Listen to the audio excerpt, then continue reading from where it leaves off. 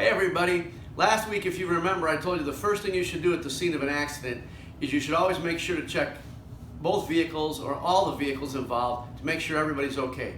This week I'm going to give you the second thing you should do at the scene of an accident, and that is always call the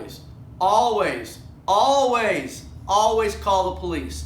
I see people lose more money at the scene of the accident than anywhere else in the repair process because they don't call the police.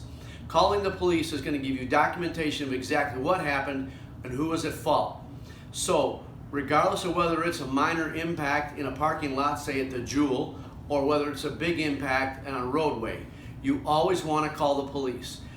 If somebody's trying to talk you out of calling the police, they're telling you loud and clear that something's wrong. They don't have a valid driver's license, they don't have valid insurance, and so you want to get the police there as soon as possible to protect you and, again, to save you money, because people lose more money at the scene of the accident by trusting somebody and or taking their information, thinking that they're going to pay for it out of their pocket, and then they deny it, and once you leave the scene, you have no proof of who did what.